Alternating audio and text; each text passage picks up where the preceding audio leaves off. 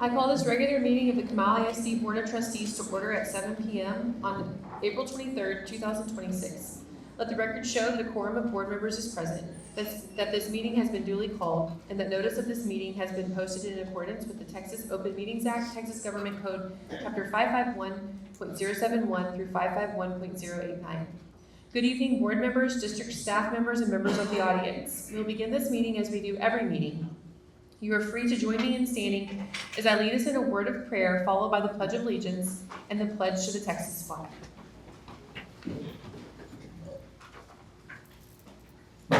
Let us pray together if you choose. Lord, we thank you for this gathering of good people dedicated to ensuring a quality public education for all children. Please be with our students, families, teachers, and staff as we work together to conclude a successful school year, and especially our graduating students as they prepare to chart the next chapters of their young lives. Lord, we ask that you be with the D'Amico family in this time of loss. We also ask that you wrap our Hill Country Falcons community and each one of us in your presence as we navigate this season, holding us close as we process, we feel, and as we continue forward together. We pray that you wrap your arms around the York family during their time of healing. And we give thanks for the dedication of our teachers, staff, and administrators who have poured their time, energy, and care into the lives of our students. We are grateful for the parents and guardians in our community, those who wake up early, stay up late, and give endlessly of their time, energy, and love so that their children may grow, learn, and thrive. Their commitment forms the foundation upon which our school stands, and their partnership strengthens our shared mission. In your name we pray, amen. I pledge allegiance to the flag of the United States of America and to the republic for which it stands, one nation, under God, indivisible, with liberty and justice for all. Honor the Texas flag. I pledge allegiance to thee, Texas, one state under God, one indivisible.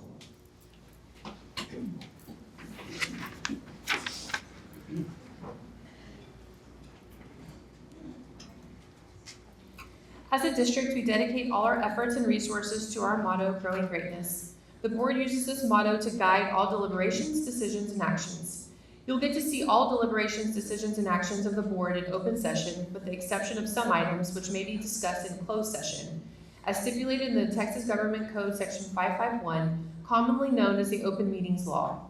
These items typically deal with personnel matters, consultation with our attorney, and real estate. For the record, the board members present are Mr. David Krasinski, Ms. Amanda Jones, Mr. Russ Garner, and myself, Courtney Biasotti. We constitute a quorum and may conduct business on behalf of the district. Before moving to the next agenda item, I'd like to remind you that the board will accept comments from citizens of the district and from district employees. Persons who wish to speak during public comment audience participation must have completed a form for this purpose and placed it in the designated location prior to the opening of the meeting. When the board addresses agenda item number 3, public comment audience participation, you'll be invited to the podium to speak to the board. Our first agenda item is item number 2, board recognition. I will now turn it over to Ms. Christina Eckert. Good evening, Madam President, Board of Trustees, and Dr. Chapman. We are excited to share some recognitions with you this evening. We'd also like to let parents and members of the audience know that there will be opportunities after each group is honored for you to take pictures.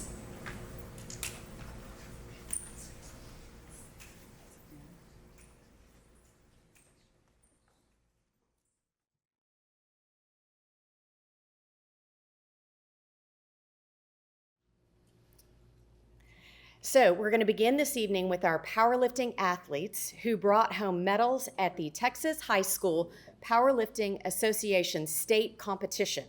Our first is from Davenport High School, and we should note that Davenport as a team placed 3rd overall, and we have a new state champion. Katie Falcone from the 114 weight class, unequipped, and she had the best deadlift as well.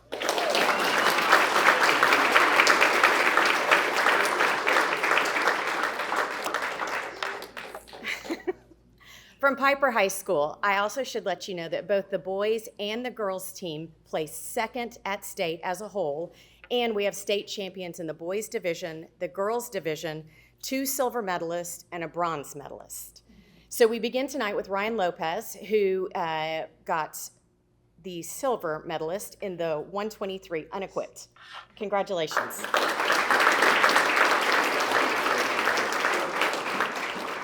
John Como also got silver in the super heavyweight unequipped.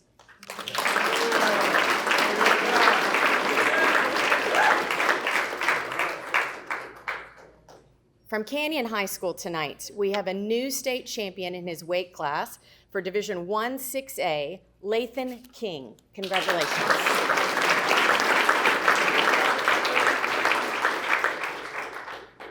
From Davenport High School, Coach Dustin Fish.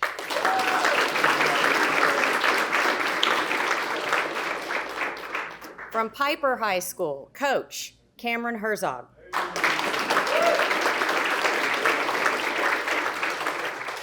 Also from Piper High School, Coach Tara McLeod.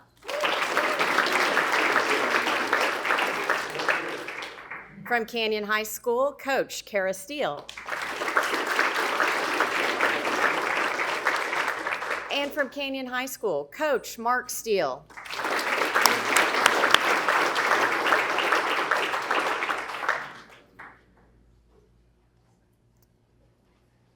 If y'all would like to come back, we can all take a photo with the board and Dr. Chapman.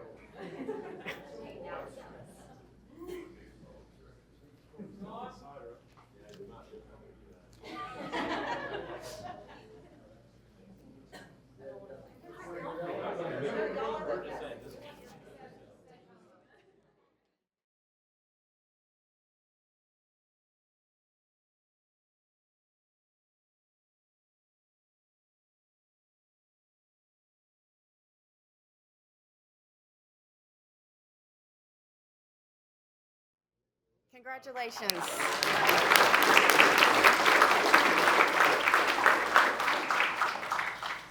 Our next honorees tonight, the Davenport High School girls basketball team, which made school history with an amazing season, playing in the state semifinal game and ending as the bronze medalist in the state 4A competition.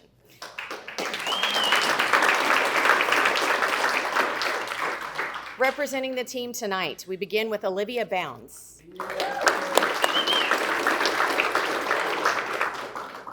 Kendall Johnston.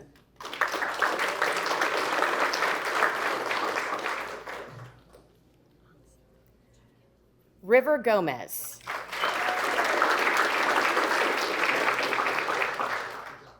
Kaylee Friesenheim. Coach Abel Alcantar. And Coach Terrell Johnston.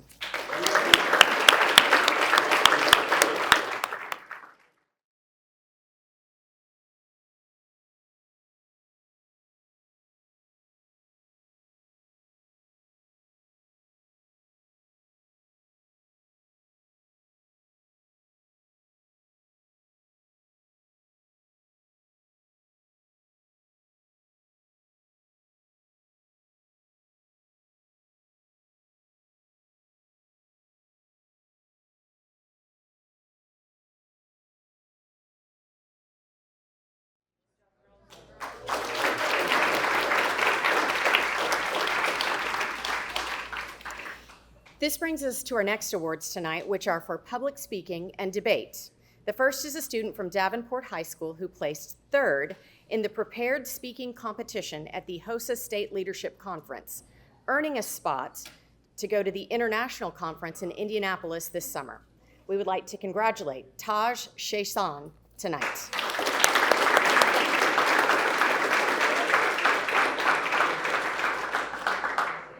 Davenport's HOSA advisors, Destiny Cook.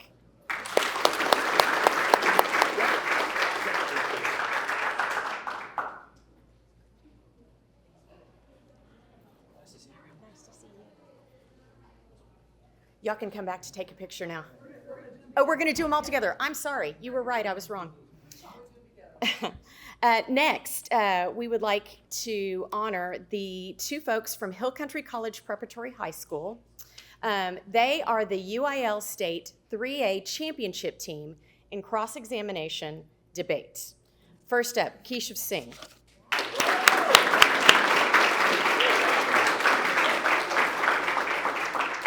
Isabella Villarreal.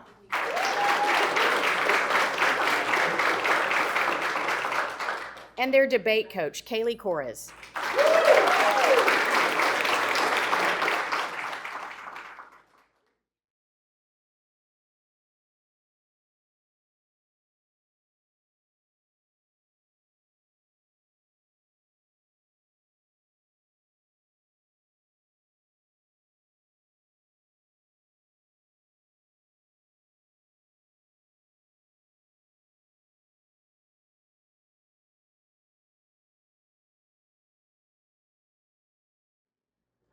Congratulations.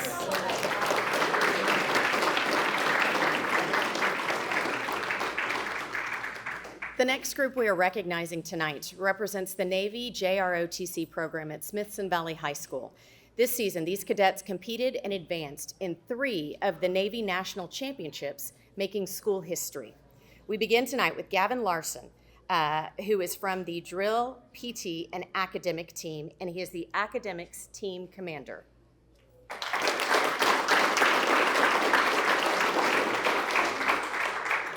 Logan Norman, the company operations officer.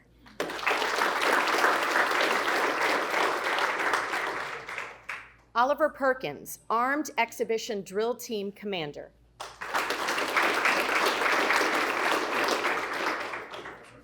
Zoe Rushing, company commander.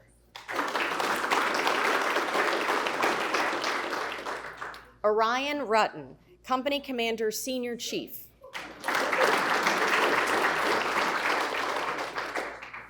Catherine Tatum, unarmed exhibition team commander.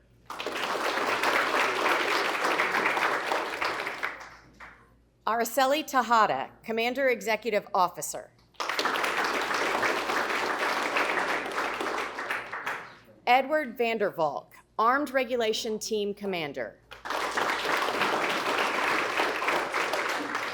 Chelsea Waddell, unarmed regulation team commander.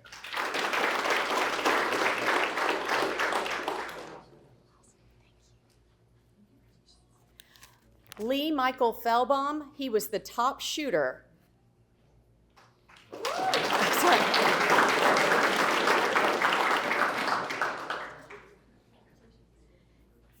And James Zertucci, who was the air rifle team commander.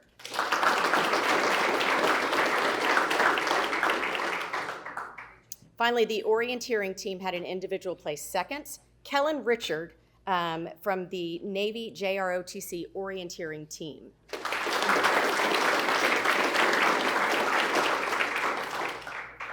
Instructors, Chief Daniel Hansen.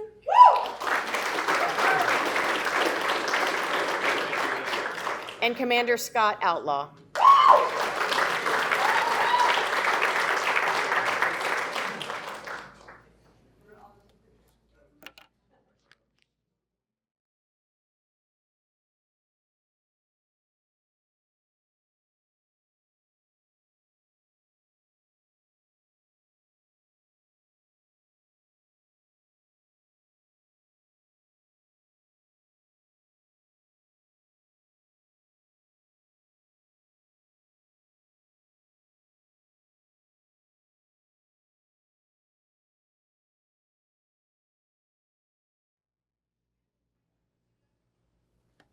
Congratulations.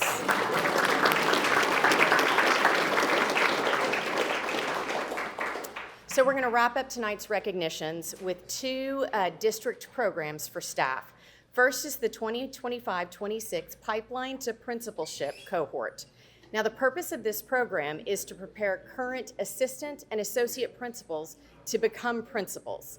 Our 9 members met monthly this school year to engage in leadership development, learn from department directors, and learn the many responsibilities of being a principal. We would like to congratulate this year's cohorts, beginning with Laura Adams from Goodwin Fraser.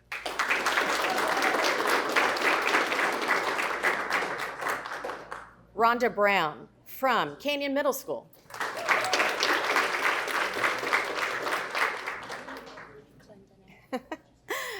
Corey Clendenin from Smithson Valley Middle School. Crystal DeWitt from Hoffman Lane. Jamie Johnson from Danville Middle School. Matthew Lawson from Bulverde Middle School. Cody Ream from Farias Spitzer. Amanda Whaley from Specht Elementary. And their fearless leader and cohort facilitator, Carolyn Ferguson, Director of Elementary School Leadership.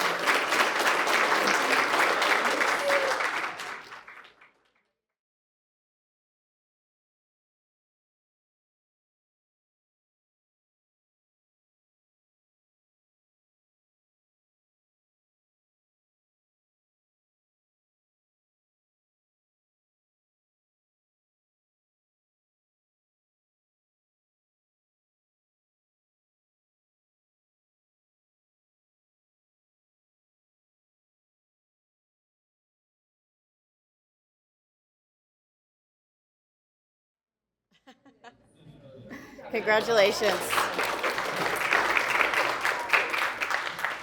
Finally, tonight, we are honored to recognize the 2025-2026 Comal ISD Leadership Academy cohort. The Leadership Academy is designed to cultivate and develop aspiring leaders, preparing them for future leaderships across our district. This cohort represents a strong commitment to growth, to excellence, and service to our students and to our community. Please join me in congratulating this year's Leadership Academy cohort. We begin with Garrett Shoddy from Canyon Lake High School.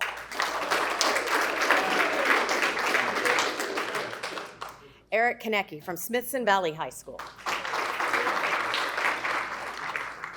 Karen Knabel from Bill Brown. Kelly Gates from Smithson Valley High School. Sierra Zenner from Farias Spitzer.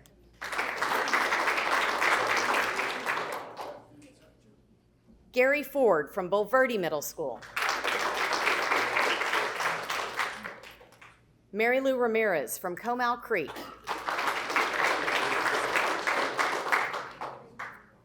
Connor Ayers from Bulverde Middle School. Emily Coffey from Canyon High School.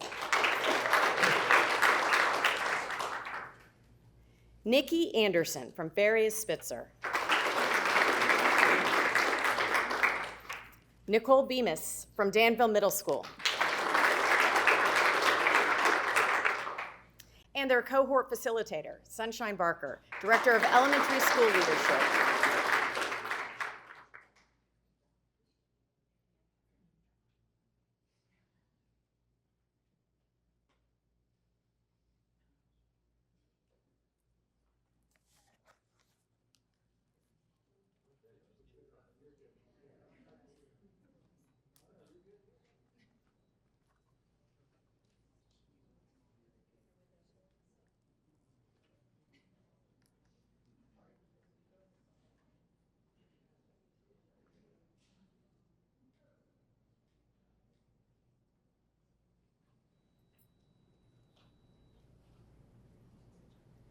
Congratulations once more to all of our honorees.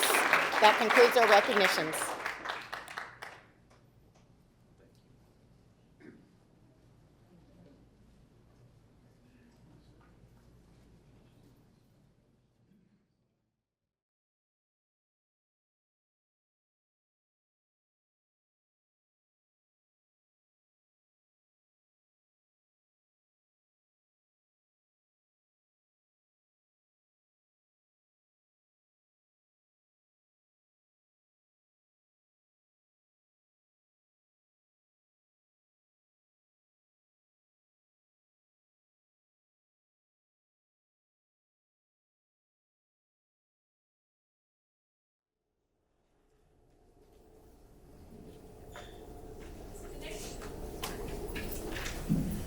The next item on the agenda is number 3, public comment audience participation. Persons who wish to speak during public comment audience participation must have completed a form for this purpose and placed it in a designated location prior to the opening of the meeting.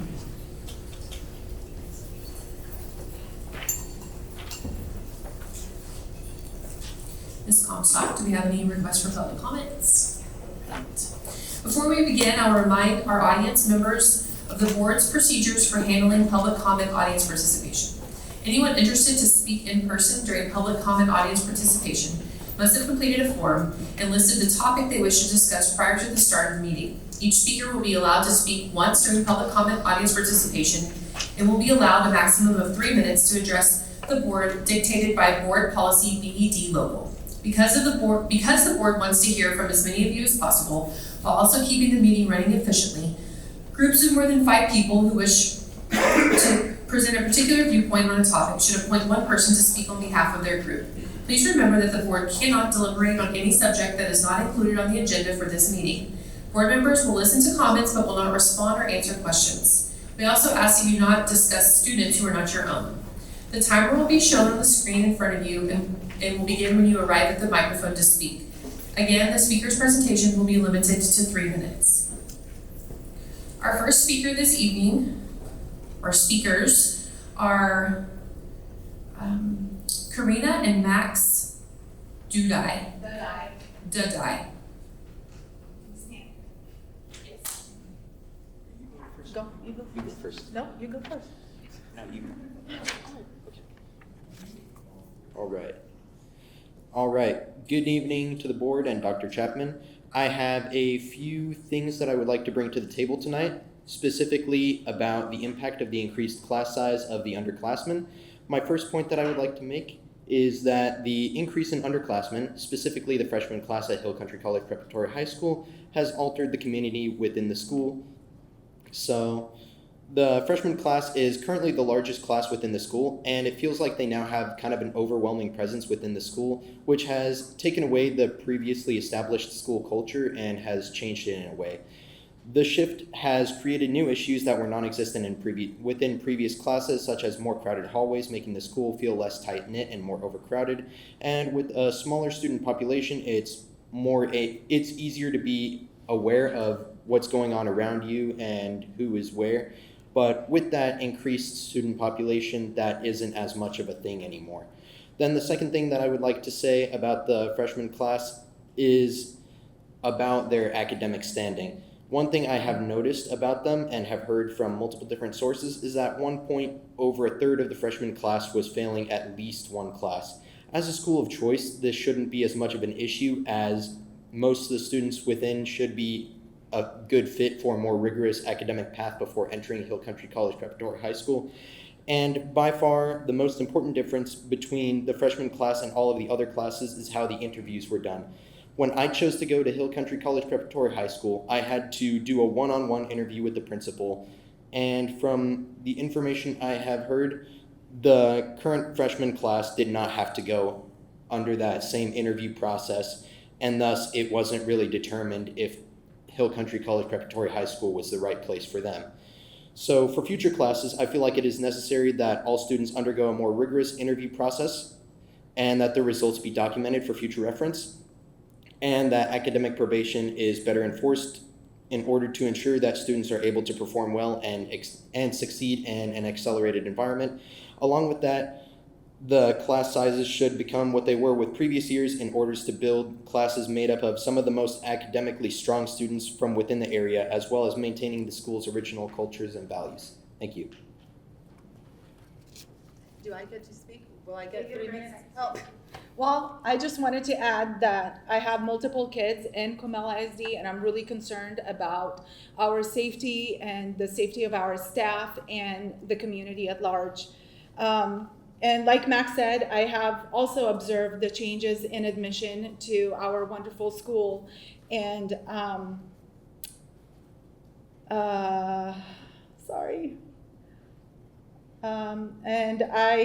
students and families should be held accountable for their behavior.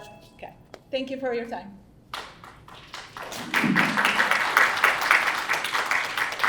Thank you. Our next speaker will be Shauna Myron.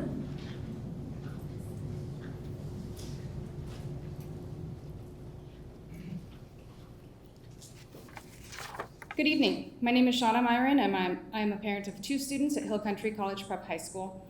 We're here tonight because there are still major communication gaps and families are being asked to move forward from the events on March 30th without clear answers from the district. We are making decisions about next year right now, and without clear answers and a plan, families are going to start making choices that reflect a loss of trust in this district. This year, there was a clear shift in admissions. So I'm asking, why did the district move away from individualized interviews? Who made that decision? And how are you determining student readiness and fit now? This campus has always been positioned as a rigorous college prep environment. Expanding this quickly and removing meaningful vetting raises real concerns. When students are placed into a high-pressure academic setting without readiness or buy-in, it creates challenges that go beyond academics. Some students may not have chosen to be there at all. They may have been placed into a lottery by a parent or guardian without full alignment or willingness to participate in this type of program. When that happens, the responsibility shifts to the district to ensure those students are identified, supported, and if necessary, placed in an environment that better fits their needs. We've heard the student involved in March 30th was struggling academically. So the question is, what systems were in place to identify students who are not thriving and to intervene early? And what is being done right now? Are current freshmen being evaluated to ensure they are supported? Are there structured interventions for students that are struggling? I also want to address a critical safety concern. We heard that there were concerning messages related to school shootings shared among students before March 30th. Were those rumors fully investigated? Were students who received those messages identified and interviewed? My husband reached out to the sheriff's office with these concerns and did not receive a response, which adds to our frustration given the lack of transparency from the district as well. When our kids returned to the school, there was a strong law enforcement presence that week. And one of my kids emailed me several times the first day that the increased presence was no longer there. She was confused, asking, "Are we supposed to have more police on site? Are we safe here?" I didn't have a good answer for her. We need to know what the long-term plan is. I understand there's a safety and security task force being developed as a response to this incident, but families need clarity now. There's been no real forum for parents or students to ask questions or get answers. Our kids are feeling that, they're trying to process what happened, and many feel there's been a lack of acknowledgement and closure. Some students have even asked for something as simple as a memorial and a conversation around suicide prevention. This was a fellow student, their classmate. Acknowledge that. Our kids need us to lead.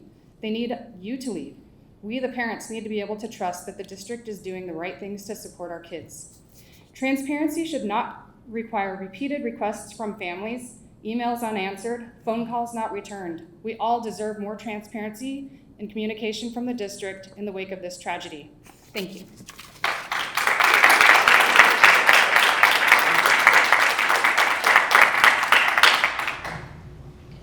Thank you. Our next speaker is Pete Myron.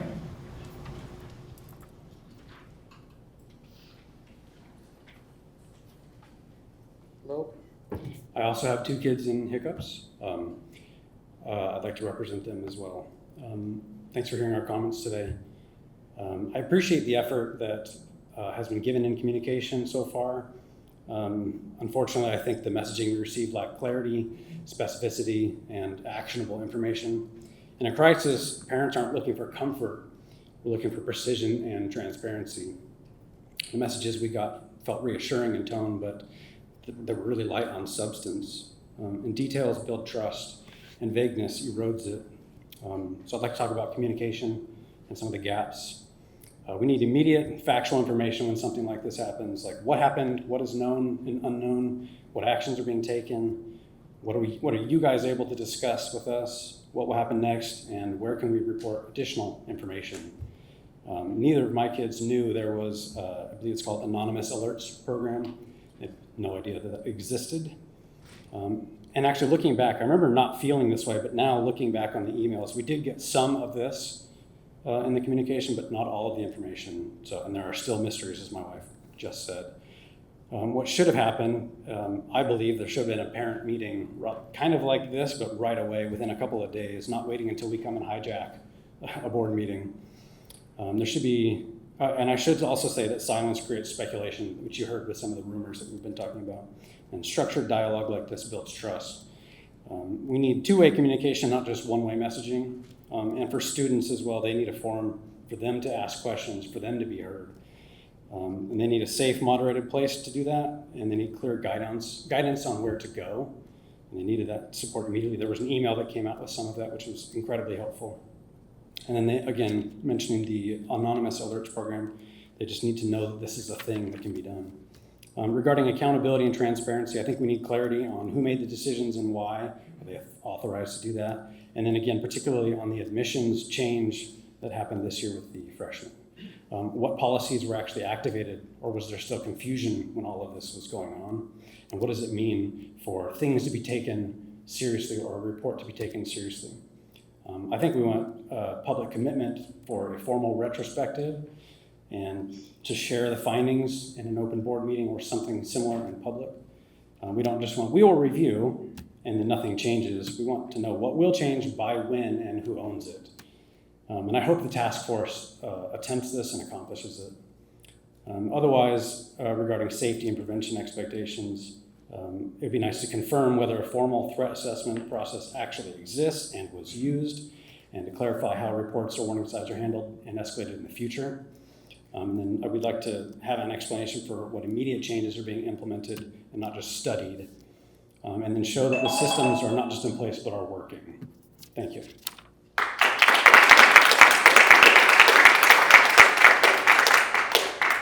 Thank you. Our next speaker will be Kylie Texler.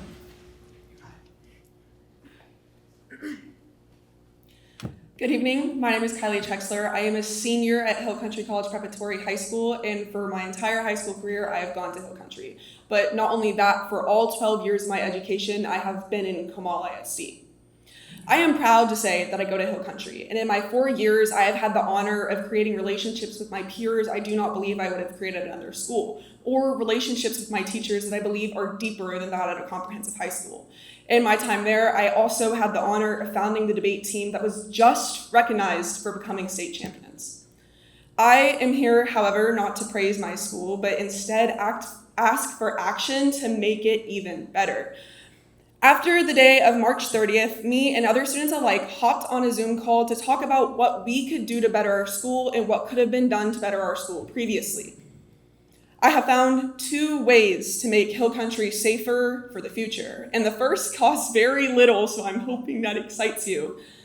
Our bathrooms do not lock from the inside and have never had the capability of locking from the inside since we have approached our new campus. They have locking capability. Janitors lock them during lunch to assure that students are not committing bad actions in them. On the morning of March 30th, there were students hidden in these bathrooms. Unknown how many armed people were in our school, they had their feet on a toilet and the stall door locked, knowing the only thing between them and a gun was an unlocked bathroom door. The day after the shootings, locking from the inside of the bathroom was a possible solution to enhance safety. I can say with 100% certainty that the safest I have felt on campus since March 30th was item pickup, when my freshman and sophomore English teacher hugged me and said, "I am so happy you are here." The second way does cost significantly more money, but also provides significantly more security. And I'm going to be blatant, it's metal detectors. Now, metal detectors do not detect every threat, but they do deter a significant amount. If students who are planning these harmful actions are aware that there is another blockade standing between them and their possible action, they are less motivated to bring this object to school knowing they could be found out before their action can even be happened. And if metal detectors are too expensive, there are inexpensive options you can also opt for. Those being the metal detecting wands, where a police officer or a resource officer at the morning of every school, before a student enters the school, can simply pass the wand front and back over the students to ensure that there is no threat. I love my school, I love my teachers, and I love my peers, and I do not want what happened on March 30th to be the reputation of our school. And I'm sure you do not either. Whether it be for our school or this district, these actions can prevent that from happening. Thank you.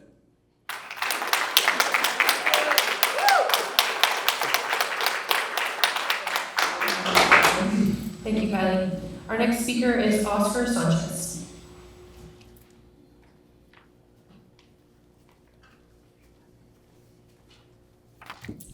Hello, good evening, Superintendent and members of the board.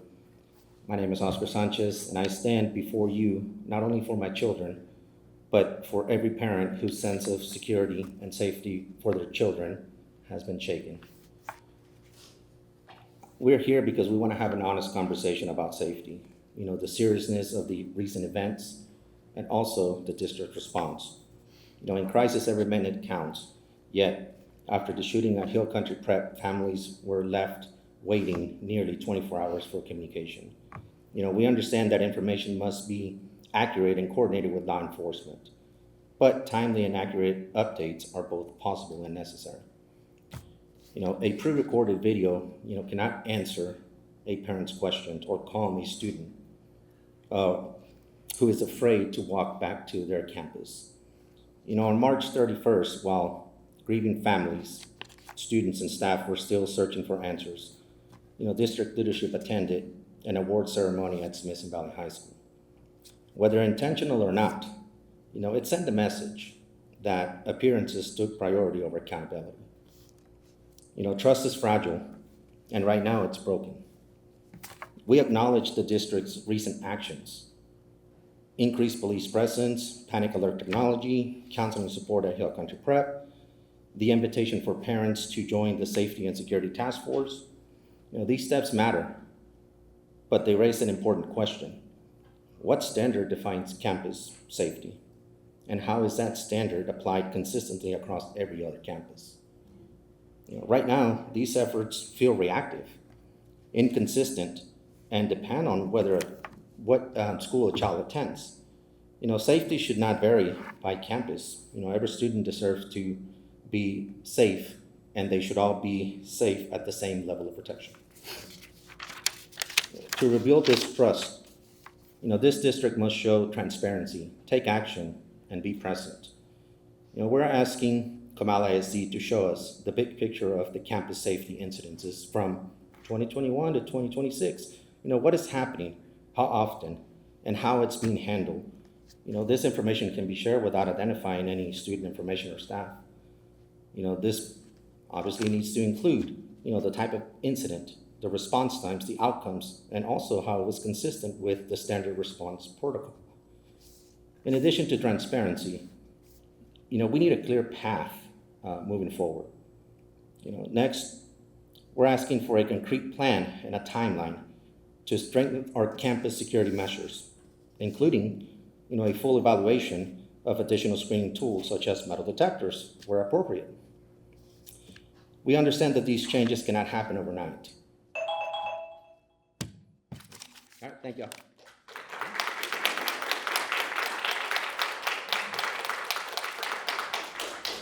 Thank you, sir. Our next speaker is Adriana Bonilla.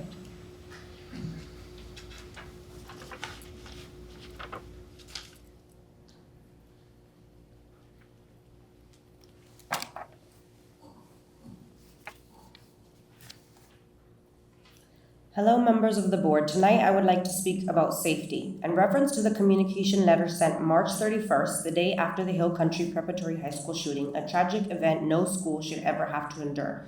The call was to support the one teacher by wearing blue in solidarity, but I'm requesting we do something additional. If there are any kids, please be advised to step out.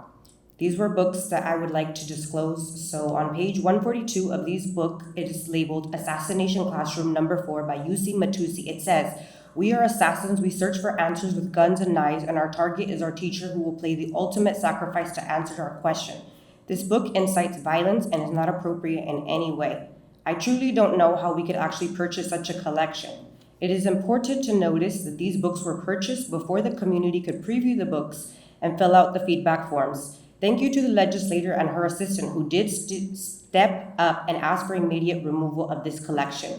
This does show solidarity to our teacher, their school, and the rest of Comal ISD. We are watching what is being purchased as well as what is going on the shelves, and we will hold you accountable.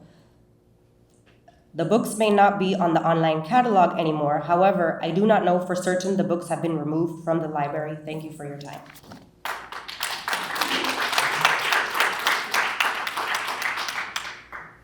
Thank you. Our next speaker is Reagan Brindle.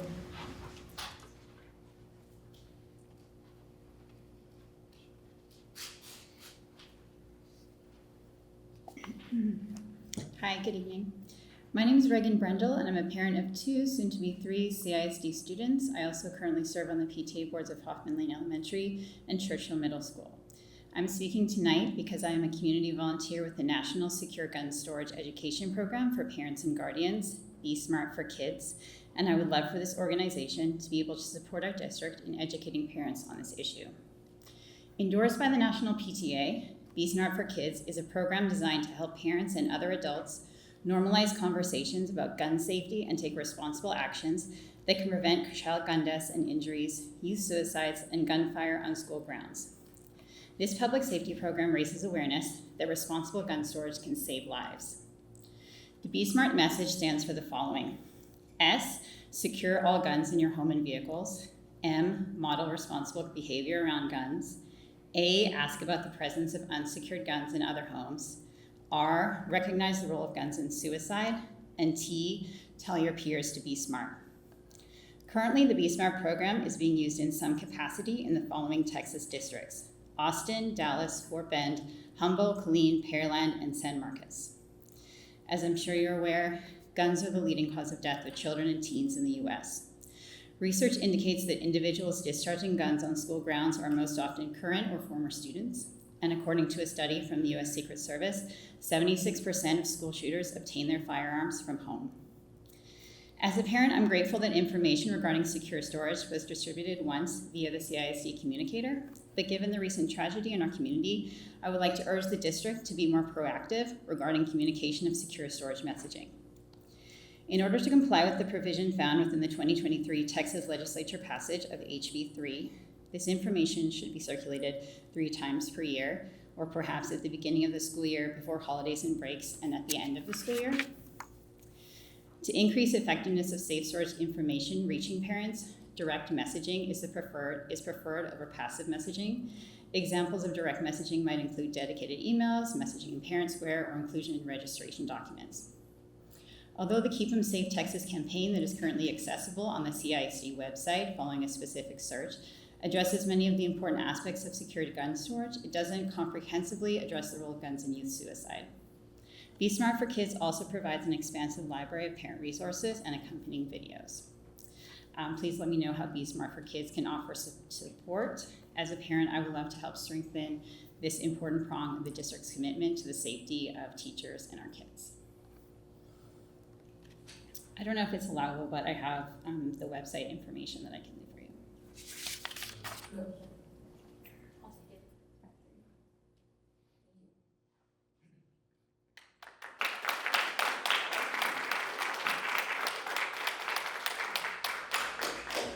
Our next speaker is Mr. Kevin Samuelson.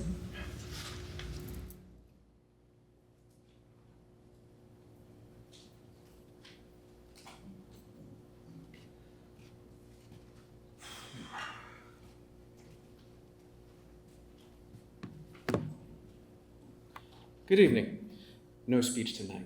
Instead, I was going to talk about things that occurred to me when I was on the campaign trail from November to March. Now, every time I went to a DNC or GOP convention, I always aligned myself to speak to congressmen, senators, district attorneys, lawyers, even a few people running for attorney general, to ask about questions revolving the federal lawsuit. Now, before we even got to that, they had to drill me about a bunch of questions about what I wanted to do for Texas, and after we got through that phase, which they absolutely loved, we got into the dance of you and I. Now, at first, it was every emotion that you can think of: anger, curiosity, and even fear. Have you ever seen a judge with fear on their face over a lawsuit? Let me explain. My argument was that when a government, you, chooses to live stream an event and then open it up to public commentary here, that it extends our First Amendment rights into the digital domain. Now everyone agreed to that. Now your lawyers, on the other hand, are making a separate argument. They're making the argument that the podium does not exist in the digital domain, and as such, the government has every right to mute your microphone when you come up here. That's the fear. So think about that. All of these people that came up to the podium and had the bravery to speak what they thought was right, if you don't like, or any government agency doesn't like what they have to say, you can mute their microphone. Does that sound like an extension of our First Amendment rights? Does that sound like we have freedom of speech to actually air our grievances out to the government. To them, they said no. And as funny as that sounds, the magistrate for federal court actually agrees with you that our First Amendment rights are not in the digital domain when you give us the right to speak. Now I have two options. I can either choose to wipe my hands and walk away, and now there is federal precedent that states that the government can mute the people. Or two, I can appeal, and we can go to the Fifth Circuit Court where we'll get more attention and more access to our First Amendment rights. So what do you think? Do you think that our First Amendment rights, the ability to air our grievances to the government in a controlled setting where you give us the ability to speak, should be censored and silenced? Or do you believe that we should have the access and the ability to speak about the issues that pertain to the grievances that we have of our government, so that way everyone can hear what we have to say? That is the question that we are now facing in federal court.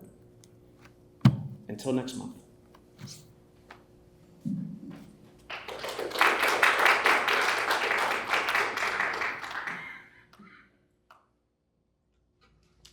Thank you, sir. All right, our next agenda item is number 4, Board President's comments. I just want to take a moment to acknowledge the community members who spoke tonight. You're brave, and we applaud you for coming up here and speaking. While board policy does not allow us to respond to individual speakers during public comment or audience participation, I do want you to know that we hear you. In an effort to listen to our community, I'm pleased to share, as was mentioned earlier, Dr. Chapman is in the process of starting up the Comal ISD Safety and Security Task Force. This will bring parents, staff, and community members together over the coming months to examine safety practices across the district. And the task force will develop recommendations for our state-mandated district safety and security committee that we form. So thank you. Applications opened this week, and you can find that application on our website. I'd also like to note Comal ISD has welcomed several new state champions, the Smithson Valley Girls Soccer Team, Piper Boys Soccer Team, and the Hill Country College Preparatory Cross-Examination Debate Team, who we got to congratulate tonight. And the girls and boys powerlifting state champions from Davenport, Piper, and Canyon High School, who are also here. So I just want to say congratulations to all of our state champions, and again, thank you for all of our community members who spoke this evening.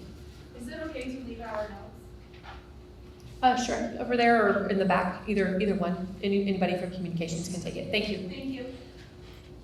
All right. Next agenda item is number 5, Superintendent Reports and Board Information, 5A, Bond Construction and Capital Project Update. I will turn it over to Mr. Mark Stahl and Ms. Jenny Hale.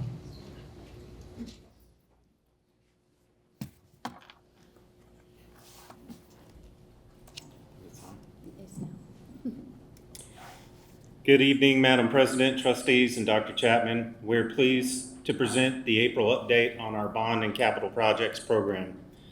This update highlights continued progress across multiple campuses and reinforces our commitment to delivering high-quality facilities aligned with the district priorities.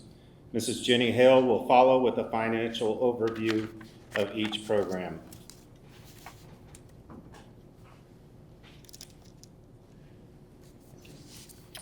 All projects presented this evening directly support the collaborative vision and strategic plan, ensuring our capital investments align with long-term enrollment growth and instructional needs. We will begin with a key update from the Bond 2021, which is moving toward the final stages of implementation. At Canyon High School, design and bidding activities are complete for the new JROTC and CTE building, and the project is currently moving through the permitting phase. This new building will be located next to the current Fine Arts building behind the main building, as shown on this slide. Construction is anticipated to begin in the summer of 2026, with an overall completion target of August 2027. The Bond 2021 Canyon High School projects are currently budgeted at $37.2 million. At this time, just under $2 million has been spent towards HVAC controllers, the main campus refreshed, and the design work for the JROTC CTE building. We expect financial activity to intensify in the coming months as construction efforts resume.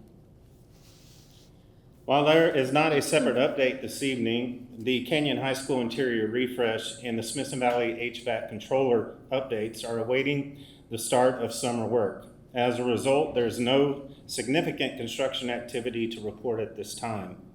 Overall, approximately 95% of the Bond 2021 construction projects are complete or actively underway, reflecting the program's transition toward closeout. Voters approved $445.8 million in November of 2021 for projects including new campuses, buses, land acquisition, and technology upgrades across the district. To date, approximately $391 million, or just under 88% of the total, has been spent towards the completion of these projects. I'll now move us into the Bond 2023, which represents a highly active portfolio of projects at varying stages of design and construction. We begin with Dr. Jerry S. Major Middle School. As shown in this photo, exterior work is making steady progress, with brickwork, sheathing, stud installation, metal panels, and storefronts all actively underway, helping to close in the building. Simultaneously, interior and system work continues to advance, with air handler unit sets, MEP installation proceeding, security wiring and duct installation in progress, and the cafetorium stage has been successfully poured. As major systems come online, the project continues to move steadily toward its summer 2027 completion. That construction momentum is mirrored financially and is increase in activity as invoices are processed and paid. The construction of Major Middle School is currently budgeted at $123.5 million, with approximately $64 million, or 52%, being spent. The financial activity will continue to follow major milestones in construction for Major Middle School. The Life Bridges main campus project has successfully completed foundation placement and has now transitioned into vertical construction. Steel erection is underway as shown on this slide, marking a significant milestone as the project continues to maintain forward momentum. That transition is reflected in the financials, with early expenditures typical of this stage and steady increases expected as the work continues.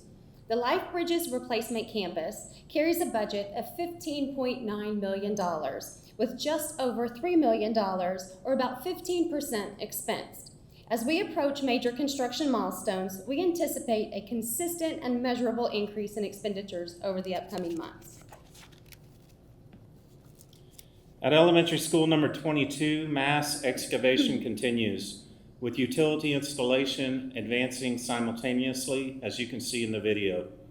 The contractor is actively mobilized on site as the project transitions towards structural work. Similar to Major Middle School, this project remains on track for summer 2027 completion. Given the project's current phase, expenditures remain appropriately low, with increased activity expected as vertical construction begins. Elementary school number 22 carries a budget of $71.8 million, and to date, just over $5 million, or approximately 7%, has been expensed as dirt work, excavation, and utility work progress.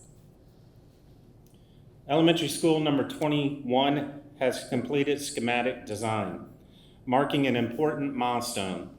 This site is located in the Spring Branch area at the intersection of Highway 281 and Rolling Creek Road, as shown in the video. The project remains on pace for a fall 2028 opening as it advances into the next design phase. At this stage, we are seeing initial design-related expenditures, with additional activity expected as the project advances into site work in the upcoming months. At Canyon Lake High School, the baseball and softball locker room and storage facility project has reached substantial completion, marking a milestone for the campus athletics department. That milestone is reflected in the financials, with the majority of allocated funds already expensed across the completed scopes. A total of $11 million is allocated for reinvestment projects at Canyon Lake High School. And to date, just under $9 million, or 82%, has been spent on the locker room renovations, baseball and softball batting cages, paving, roofing, and drainage work. At Smithson Valley High School, mechanical, electrical, plumbing, and masonry work continues on the new JROTC and wrestling building.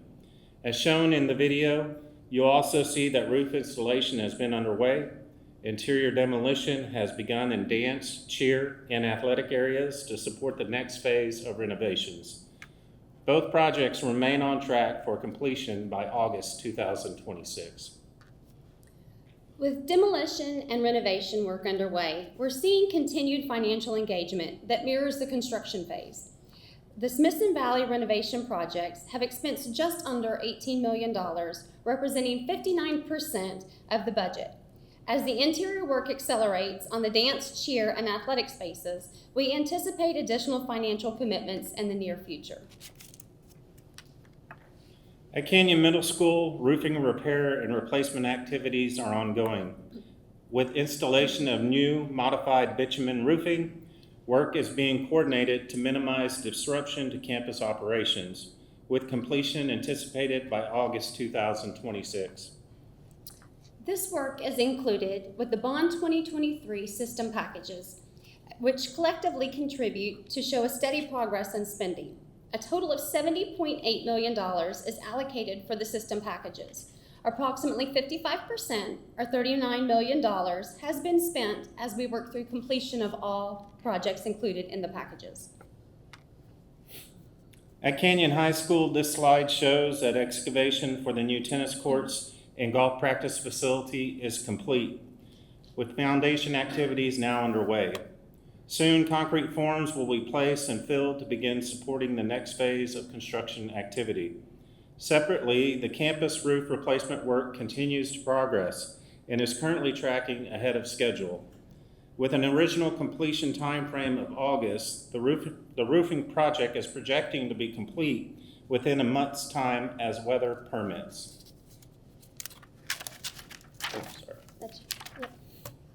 The Canyon High School drainage project is now actively under construction, with work focused on the north side of the campus. On this slide, you see the area where the bus lane once existed, but has been demolished in order to reshape and rebuild the campus drainage towards the city infrastructure at Interstate I-35. In tandem with, the parent queuing improvement is beginning, with much of the work to be completed this summer. Both efforts remain coordinated with campus operations and safety teams. The Canyon High School Reinvestment Project under Bond 2023 carries a budget of $32 million, and to date, just under $10 million, or about 31%, has been spent.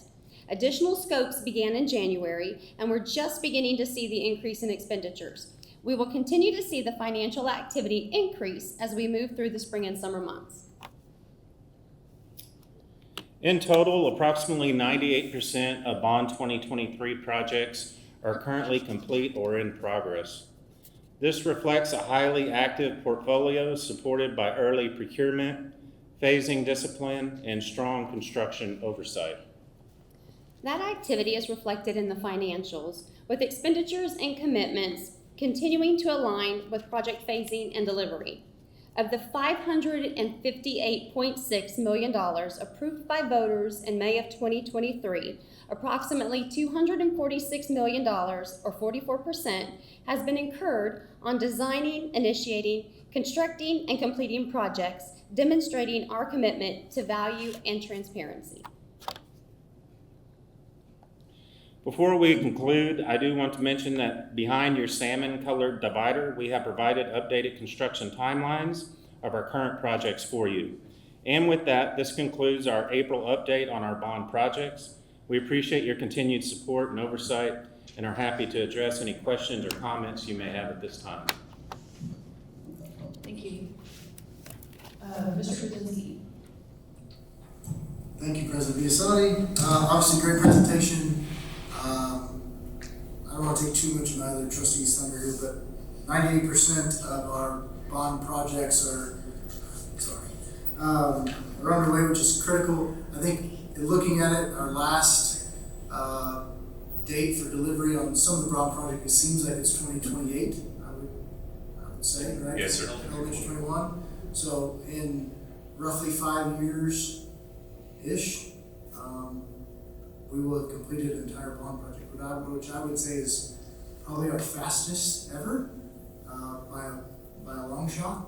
So thank you to the team, thank you to everybody who's supporting these bond projects, this work, and I think the velocity at which we're getting things done. So nothing but praise from us on getting this stuff knocked out that is critical to the growth of our community as we try to take that challenge on. So thank you all. Appreciate it. Appreciate it. Mr. Garner. Thank you, Madam President. So, Mr. Stahl, Ms. Hale, thank you for the tag team here. Again, great presentation. I did, to the point there of getting our bonds done quickly, I wanted to ask about the Canyon JROTC, right? Because that's bond 21. And if I recall, it was because of the propositions that didn't pass on the 21 bond, it required some of the 23 bond work in order to be able to complete that facility or to start that facility. Is that correct? Yes, sir. That is correct. Right. So obviously we're doing it as timely as possible. So there's that we didn't favor Smith Valley to get their JROTC done quicker. It was just a matter of all the projects that had to happen. So thank you. Ms. Jones. Thank you, Madam President. Thank you guys for the presentation. Mr. Krasinski did steal a little bit of my thunder of the 98%, but that's impressive, especially with how fast we are growing. And to realize in this presentation that you are on a lot of touch points in our 589 square miles. So being in all different areas, I just want to say thank you to you guys and the team for just updating us, keeping us informed, promises made, promises kept, and you can also see that you're on budget and you're on time. So as a board over here, we do appreciate the work. We know that's not easy. We appreciate the updates every single morning on the website. The accessibility of the website continues to be a favorite. So keep doing that, and thank you for all that you're doing. Appreciate it. Thank you, guys. All right, the next agenda item is 5B, board training hours. Bear with me here, everyone. It's quite the packet. Under State Board of Education rule, completing required continued education each year of service is a basic obligation and expectation of any sitting board member. As board president, I'm required to announce the name of each member who has completed the required continued education, has exceeded the required continued education, and is deficient in meeting the required continued education. The requirements for training are measured as of the first anniversary of the date of the trustee's election or appointment, or 2-year anniversary of his or her previous training as applicable. There are 8 training areas for board members' continued education. 1, local district orientation. 2, orientation of the Texas Education Code. 3, post-legislative update to the Texas Education Code. 4, team building. 5, additional continued education. 6, evaluating student academic performance and setting goals. 7, identifying and reporting abuse, trafficking, and other maltreatment of children. And 8, school safety. To the extent applicable to each board member, I will announce the completion or deficiency as to required training. For board members who still have time remaining to complete required training, I will announce those board members who have scheduled timely training and those who have not scheduled the training. At the conclusion of this announcement, I will announce any board members' training in excess of the continued education requirements. Local district orientation. No new board members were required to complete local district orientation training for the time period covered by this announcement. Orientation to the Texas Education Code. No new board members were required to complete orientation to the Texas Education Code training for the time period covered by this announcement. Post-legislative update to the Texas Education Code. The following board members have completed post-legislative update to the Texas Education Code. Amanda Jones, Amy Shaw, Courtney Biasotti, David Krasinski, Russ Gardner, and Tim Hennessy. The following board members are deficient in post-legislative update to the Texas Education Code training. Jason York. The following team building. The following board members have completed the annual team building training. Amanda Jones, Amy Shaw, Courtney Biasotti, David Krasinski, Russ Gardner, and Tim Hennessy. The following board members are deficient in meeting the required annual team building training. Jason York. Additional continued education. The following board members have completed the additional continued education requirements. Amanda Jones, Amy Shaw, Courtney Biasotti, David Krasinski, Russ Gardner, and Tim Hennessy. The following board members are deficient in the additional continued education requirements. Jason York. Evaluating student academic performance and setting goals. The following board members have completed the biennial training on evaluating student academic performance and setting goals. Amanda Jones, Amy Shaw, Courtney Biasotti, David Krasinski, Russ Gardner, and Tim Hennessy. The following members are deficient in the biennial training on evaluating student academic performance and setting goals. Jason York. Identifying and reporting abuse, trafficking, and other maltreatment of children. The following board members have completed the biennial training on identifying and reporting abuse and trafficking. Amanda Jones, Amy Shaw, Courtney Biasotti, Russ Gardner, and Tim Hennessy. The following board members are deficient in the biennial training on identifying and reporting abuse and trafficking. David Krasinski and Jason York. School safety. The following board members have completed the biennial training on school safety. Amanda Jones, Amy Shaw, Courtney Biasotti, and Russ Gardner. The following board members are deficient in the biennial training on school safety. David Krasinski, Jason York, Tim Hennessy. Exceeding required continued education. Board member Amanda Jones exceeded the required amount of continued education training by 10 additional hours. Board member Courtney Biasotti exceeded the required amount of continued education training by 7 additional hours. Board member David Krasinski exceeded the required amount of continued education training by 2 additional hours. And board member Russ Gardner exceeded the required amount of continued education training by 12 additional hours. The end. Board members, are there any questions regarding board training hours? Wonderful. We will proceed to our next agenda item, consent agenda number 6. The consent agenda is a mechanism that the board uses to approve a number of routine items together with a single vote. In compliance with the Texas Open Meetings Act, the public notice for this meeting included the list of all consent agenda items, and the board has been provided ample information about these items in advance. Prior to any action taken on the consent agenda, board members may request withdrawal of individual items for clarification or discussion. Board members, are there any items to be removed from the consent agenda item at this time? Hearing none and seeing none, board members, do I have a motion regarding the consent agenda? Madam President. Ms. Jones. I move to approve the consent agenda items as presented. I have a second from Mr. David Krasinski. Any further discussion? All those in favor, raise your hand. With a vote of 4 in favor and 0 opposed, the motion carries. The next agenda item is number 7. There are no items removed from the consent and that need to be addressed, so we will skip item 7A and proceed to 7B. The next item is 7B, consideration and possible approval of low attendance waiver. I will turn it over to Mr. Larry Guerra. Thank you, President Biasotti, the board, and Dr. Chapman. So again, action item 7B on the agenda tonight is to recommend approval for the filing of a low attendance waiver for Piper Ranch Middle School for December 11th, December 12th, and December 15th, 2025. For these 3 days, on December 11th, ADA at the campus was 80.88%. On December 12th, it was 76.28%. And on December 15th, it was 84.15%. So filing attendance waiver is allowable when the ADA is at least 10% lower than the prior year's total for ADA, which at Piper Ranch Middle School was 94.82%. So with approval from the board tonight, we will submit the waiver days to the state, and upon the state's approval, TEA will remove these days from our ADA and from our FSP funding calculations. So it'll be our recommendation this evening that the board approve the 3 waiver days as presented this evening. So if you have any questions, I'll take them at this time. Board, any questions? Okay, do I have a motion regarding this agenda item? Mr. Krasinski? I move to approve filing a low attendance waiver for Piper Ranch Middle School for December 11th, 2025, December 12th, 2025, and December 15th, 2025, due to a campus-wide illness as presented. Second.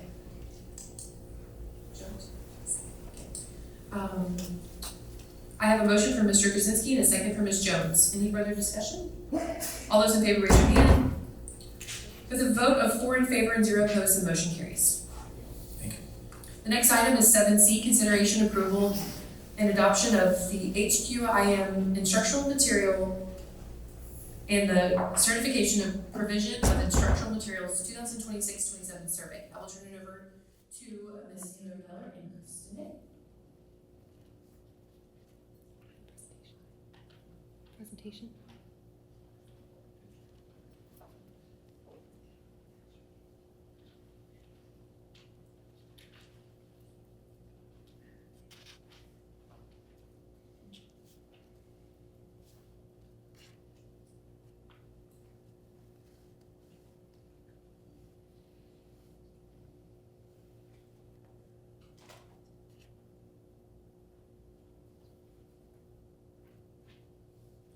I can. Thank you very much. It's brand new. I appreciate you. And I can go without the presentation. I'll go ahead. Yeah, absolutely. Okay, so good evening, Madam President. Thank you for the compliment. Board members, Dr. Chapman. Tonight on your action agenda, we are requesting board approval for the selection and purchase of high quality instructional materials. That is what HQIM stands for K-5 English Language Arts and our high school geometry and algebra 2 course. In addition, paired with that, we're seeking ratification of the certification of provision of instructional materials survey. That is the survey that is behind the blue cover sheet. So those 3 materials are on that survey, and in addition, that survey covers all of our instructional materials that we purchase here in Comal ISD that cover our Texas essential knowledge and skills. So just a quick background. In 2023, the 88th Texas Legislative Session voted House Bill 1605 into law. This law effectively ended the 8-year proclamation cycles in which districts would select approved textbooks for an 8-year term. And I'll pause and get to that slide. There we go. Thank you very much, Mr. Comstock. Instead of proclamations for instructional materials, House Bill 1605 established new instructional materials review and approval process, now known as IMRA or IMRA, in which materials are now approved by the State Board of Education and added to an approved list for districts to adopt on a yearly basis if we choose to do so. House Bill 1605 also changed the instructional material funding by establishing 2 new entitlements in addition to the biennium instructional materials and technology allotment, or IMTA. The first one is a $40 per student entitlement to purchase the State Board of Education approved materials, and an additional $20 per student entitlement to purchase Bluebonnet Learning. These entitlements are only allowed for us to be used for specific instructional materials, and I'll explain that on the next 2 slides. So that first entitlement that I mentioned is the $40 per student allotment, which is used to purchase those materials specifically on the SBOE approved resources list. Materials not on this list may still be purchased with our IMTA allotment, but this fund, this specific entitlement, is solely used for the approved materials. So there's an incentive for us to use that list. This is an annual additional credit to our district's IMTA funding account for us to procure those materials on that list, and any unused funds do carry over to the following year to be added into that account. The second entitlement is very specific to the state-developed open education resources, what you guys have heard is called Bluebonnet Learning. This money can only be used to purchase the printed Bluebonnet materials, and any unused funds in this account do not carry over for the following year. So last year at this time, during IMRA 2024, we prioritized purchasing new math resources since our adoption at that time was out of date by over 10 years. Since these materials were both on the SBOE approved resources list, we did use that extra $40 per student entitlement to purchase KITM for grade K-5 math and Accelerate Learning STEM Scopes for grade 6-8 and Algebra 1. We did not use the entirety of our entitlement this past year, so those funds did carry over to allow us to use those funds in addition to this year's allocation for the action item here tonight. So the second IMRA cycle began in November 2025, in which the State Board of Education added 238 new programs for inclusion on their approved instruction materials list. With the additional materials in mathematics and more resources in English language arts, we quickly began evaluating the resources for potential adoption and implementation for the 26-27 school year. It is important to note that Comal ISD has an additional year left of a previous K-5 English language arts adoption from Proclamation 2019. However, when reviewing those resources, they were significantly more robust than our previous adoption, and so we felt it important to consider new materials as we evaluated the materials we need in Comal ISD. So with that release of the approved list at the end of November, the teaching and learning team quickly began a thorough review of all of the materials to determine which publishers best meets our needs in Comal ISD. In February, our team provided teachers the opportunity to review materials and provide feedback.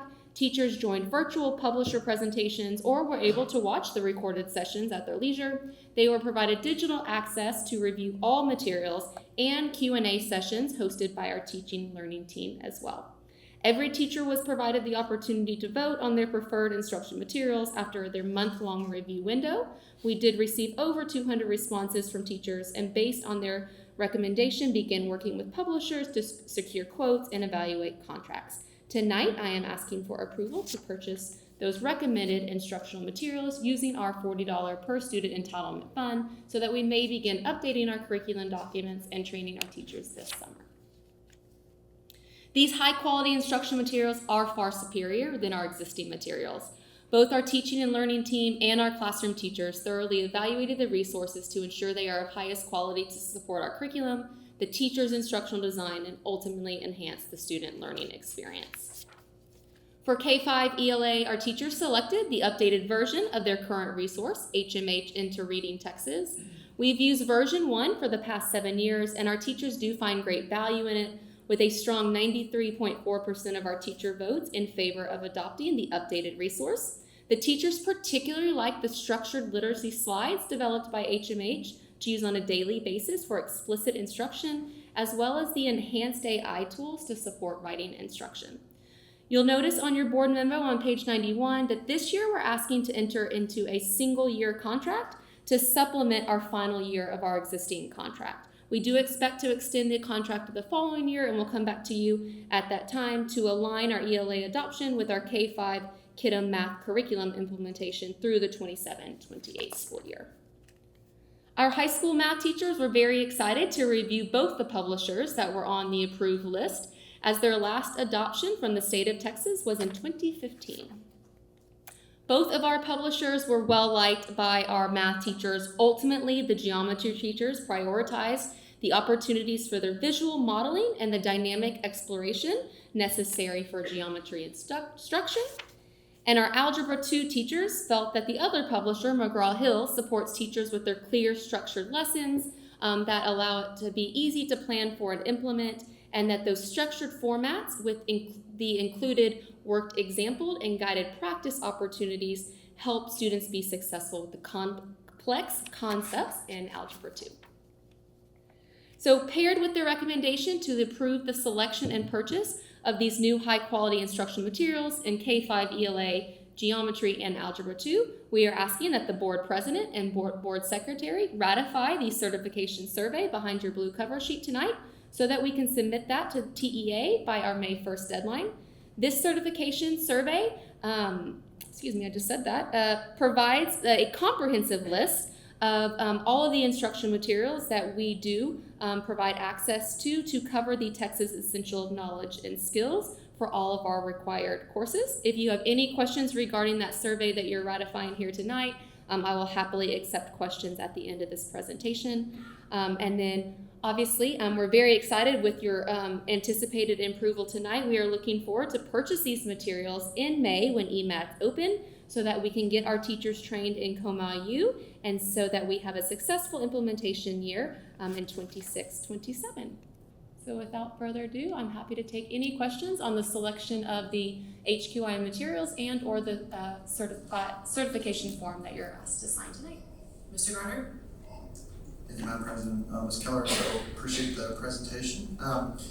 And at first I want to say I absolutely appreciate the process by which you guys came to your decision. That's the standard John Chapman, there's a process for everything, and for this there's a very robust process. Also, I appreciate the fact that despite all of the knowledge and expertise here at Support Services, we actually got the teachers involved, so that's excellent. On the ABLA, the HMH choice, we did have there was a Bluebonnet possibility there, and so can you kind of tell us what the teachers preferred?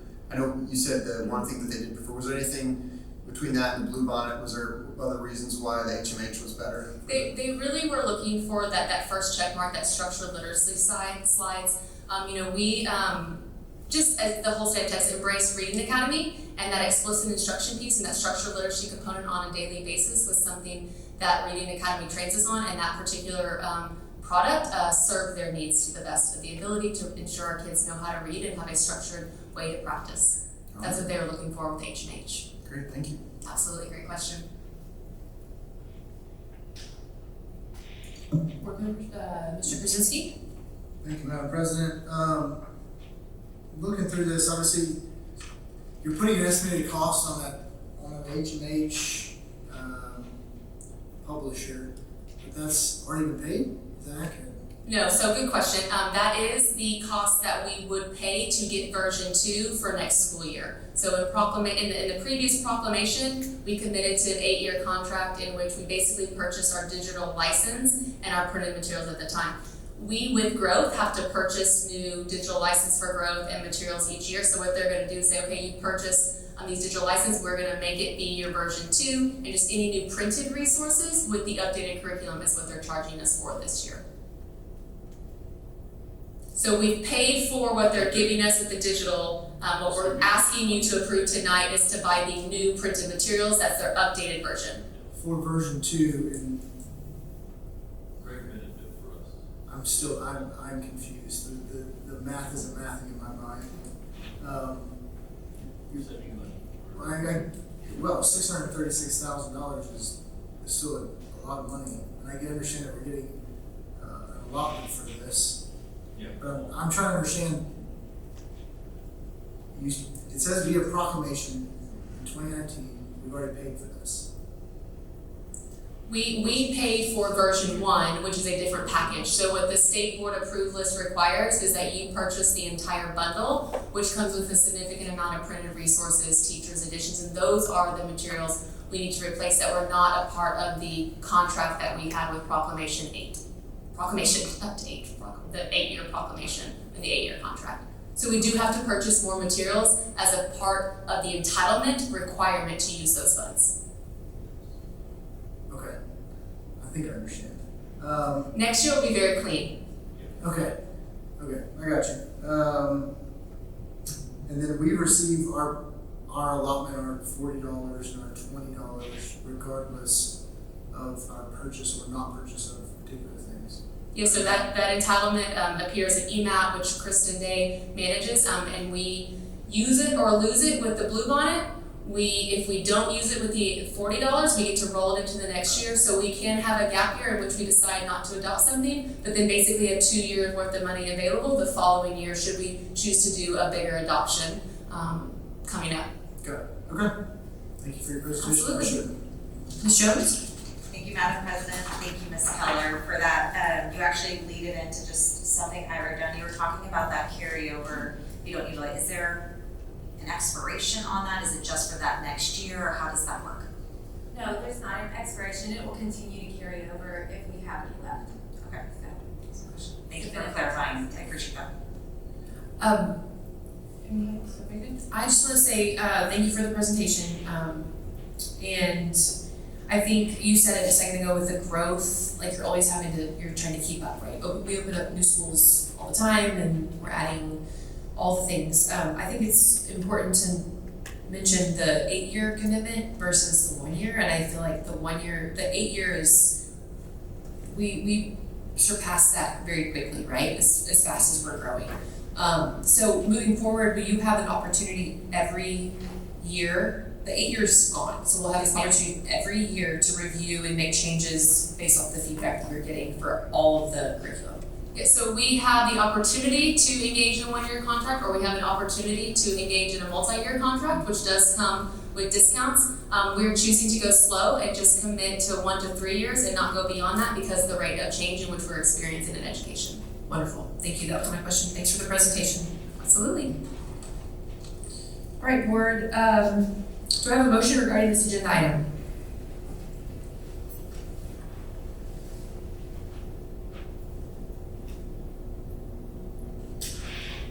Mr. Garner. Madam President, I move to approve the selection of high-quality instructional materials and the certification of provision of instructional materials survey 2026-2027 as presented. Second. I have a motion from Mr. Garner and a second from Ms. Jones. Any further discussion? All those in favor raise your hand. With a vote of 4 in favor and 0 opposed, the motion carries. Our next agenda item is number 8, closed session.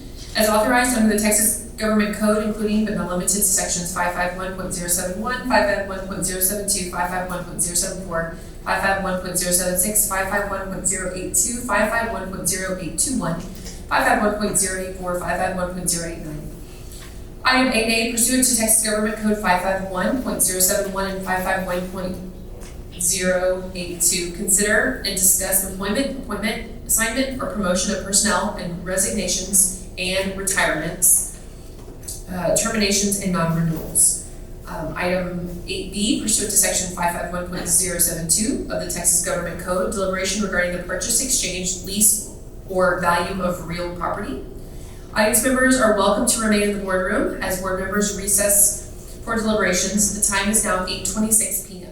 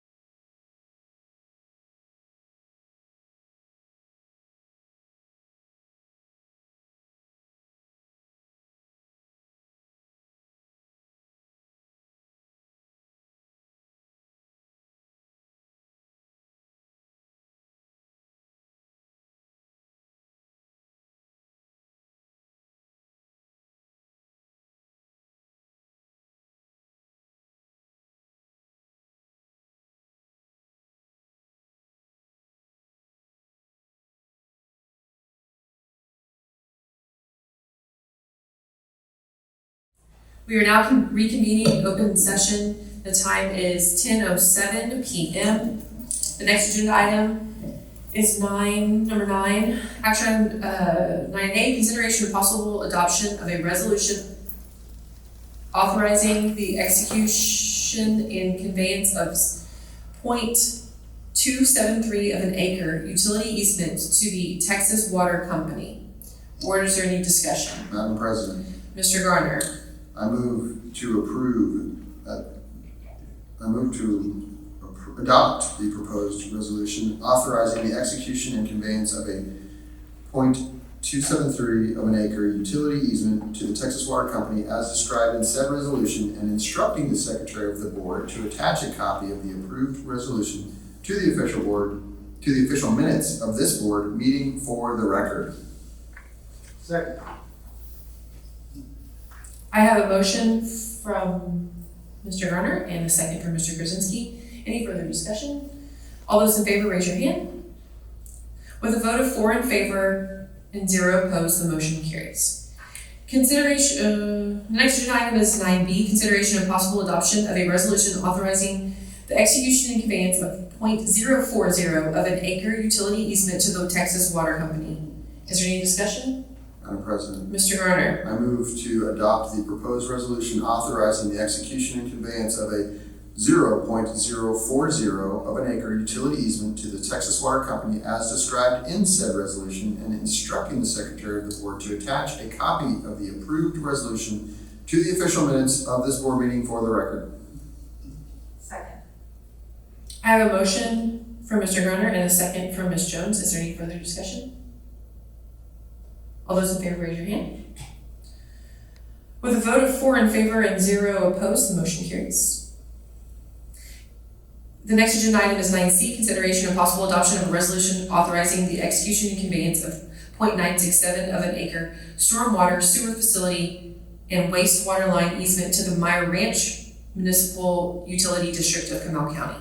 Madam President. Mr. Garner. I move to adopt the proposed resolution authorizing the execution and conveyance of a 0.967 of an acre stormwater sewer facilities and wastewater line easement to the Meyer Ranch Municipal Utility District of Comal County as described in said resolution and instructing the Secretary of the Board to attach a copy of the approved resolution to the official minutes of this board meeting for the record. Second.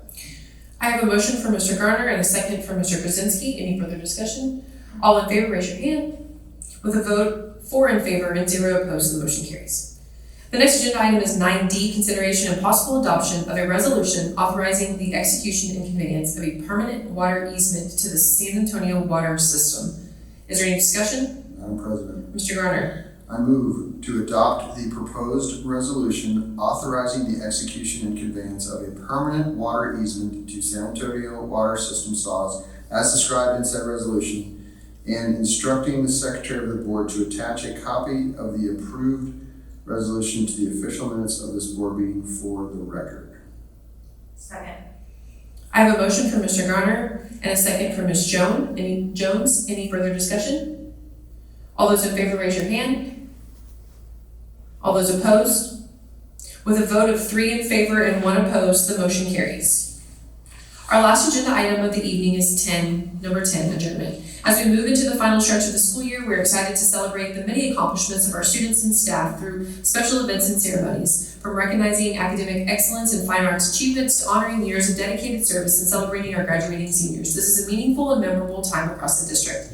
We look forward to seeing our community come together in support of these milestones. Our next regularly scheduled board workshop is May 14th at 6:30 p.m. and our next board meeting will be held Thursday, May 28th, 2026 at 7 p.m. here in the boardroom. Ladies and gentlemen, there being no further business, the meeting is adjourned at 10:11 p.m.